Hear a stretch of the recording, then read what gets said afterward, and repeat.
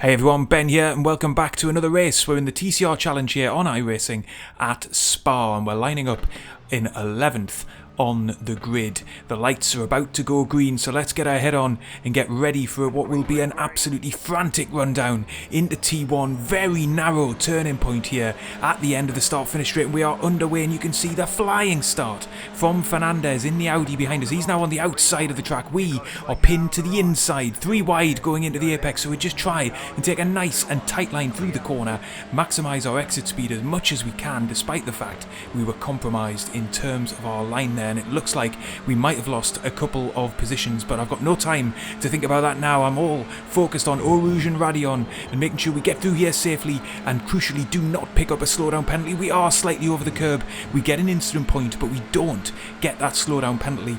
Unfortunately for somebody up ahead, they have got a slowdown. Look at that, the car on the right hand side there, that's Logsdon, who's unfortunately now going to be dropping all the way to the back of the pack as he has to get rid of that penalty before we get into the next set of corners. Well, later on the brakes, then the car alongside us there on the left hand side, which means we hold off Dicciari as we come through the corner there at the end of the Kemmel Straight for the first time, and we're right on the rear wing of Fernandez, and then Boucher up ahead of him. We're going to come through then into the right hander. Everybody just getting the temperature into these tyres. It's a little bit understeery in the TCR class on the opening lap, and there's been a big accident behind us as well. That's a yellow flag out. Let's take a look back at our first run through Eau Rouge and that incident there as we approached No Name Corner. You can see them, we're climbing up the hill. We just about avoid picking up a penalty of some kind there. Unfortunately, Logsdon up ahead, not so lucky to do so, and you can see the cars just trying to stay within one another's draft, trying to jockey for position heading into Lacombe at the end of the big straight. And you can see we've got Dicciari on our outside here. We've managed to hold him off on the apex. He manages to retain position, but he comes under pressure at the hairpin just a couple of corners later, and in actual fact it's going to be Dicciari that gets put into the barrier. Little tap from behind, he's got nowhere to go, straight into the wall, and that is his race ruined. We rejoin the live action then at the end of the first lap. We're still following closely behind Fernandez and Boucher up ahead. We've got a little bit of a gap of a second to Fonseca behind us. Still not clear which position we're running in after a very busy opening lap, and again the car understeering. Really difficult to judge just how up to temperature these tyres are or not on quite a long lap here at Spa. We're into the chicane and there's been an incident up ahead. One car is around and he's driving across the racing line. That's not what you need to see. We get very, very lucky not to get caught up in that. Let's take a look at the incident then between the two cars coming into the second part of the chicane, and you can see there's a coming together on the second apex, and from that angle it looks like the purple car is span around, but we'll see it again here as they come together. And actually look at that, it is more of a racing incident potentially, as frankly the grey Audi behind was still alongside, even if it was just slightly alongside, and therefore probably needed to be given some room. A very difficult one to kind of judge from this angle. Oh, it's a clumsy one still from both drivers in a way.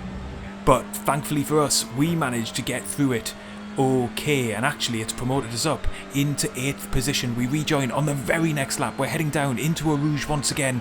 We've got Boucher up ahead of us, and then we've got Fonseca behind. As we come up over the top of Radion, we've got a much better run than the driver up ahead, but Fonseca has got a better run than we do, and we very nearly come together with him as we have to get out into the middle of the track in order to take the car ahead of us.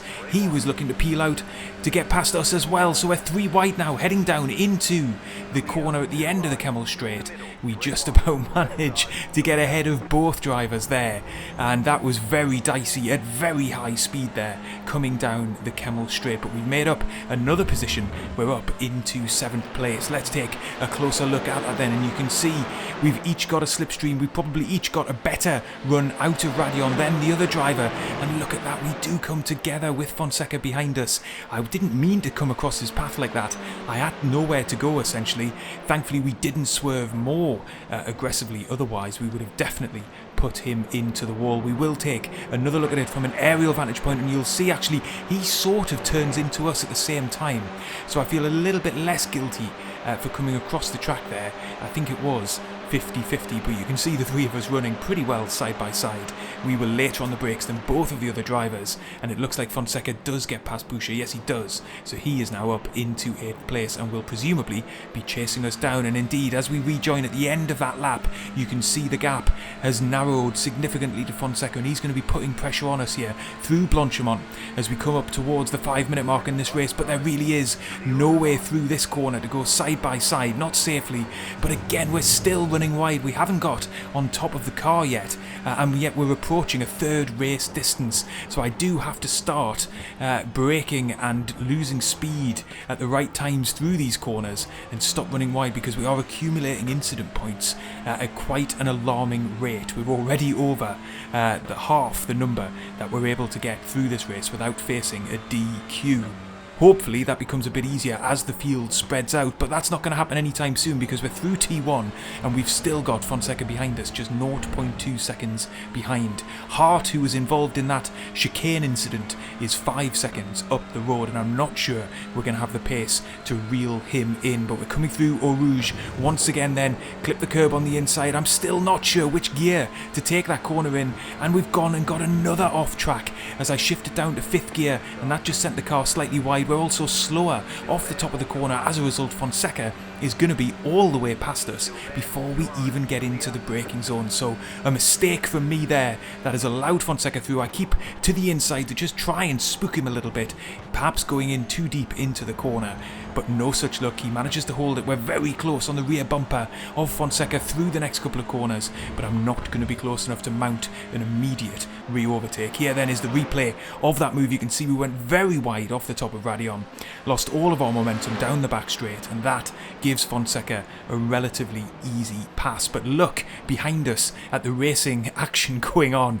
There is some unbelievable close battles going on through the field here as we lose that position, and so I've really now got to try and get my focus on getting onto the rear wing again of Fonseca and getting that position back. But as I say, behind us, all sorts of action kicking off. There's Boucher, who we managed to pass earlier on in Logsdon, who is trying to recover from that slow down penalty that he received on the opening lap. He's going around the outside here. He's going to try and hold the inside of the bus stop chicane.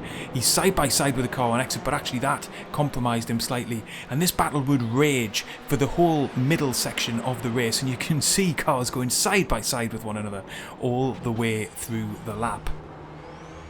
We rejoin then on the very last lap of the race, or just with the last lap ready to begin, and unfortunately for us, we have not been able to get back alongside Fonseca. We've held on as much as we could, but we're now 1.5 seconds behind, and in that time, Fernandez, who came to grief in the bus stop chicane on lap 1, has recovered and is now on our rear wing and putting on all kinds of pressure as we barrel down the hill for the final time and up into Eau Rouge. And given I'm still struggling through Eau Rouge and Radion, I'm not feeling too optimistic about my ability to defend here. We're through up in 6th gear. We then do switch down again to 5th gear, but at least we keep control of the car. It looks like we might have the pace to be a little bit more competitive, but look at the overspeed that the driver behind us has gotten there. He's again going to be all the way alongside. My downfall in this race has not been able to take that corner at proper speed. It's cost us all the way down the Camel Straight, and you can see there a relatively simple overtake. Just one lap too many for me to be able to hold Fernandez behind, and that means we're going to drop down to 9th place. Correa behind is 4.5 seconds further back, and as we now cut to the very last corner of the lap, we are going to have to settle for 9th position in this race, but a decent finish given where we were in terms of the strength of field at 2.6k.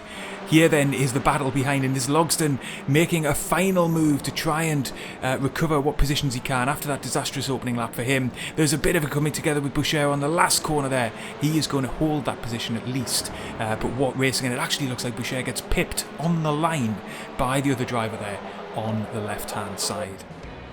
Here then is the final classifications, confirmation that we came home in 9th of a grid of 16 with a pretty high strength of field. We make gains on our iRating, we lose a little bit of safety rating, but a very entertaining and enjoyable combination this, the TCR challenge at Spa. You can see the footage in the background. This is us losing our final position in the race, but all in all an enjoyable session. And if you enjoyed it, check out the race that's on screen now.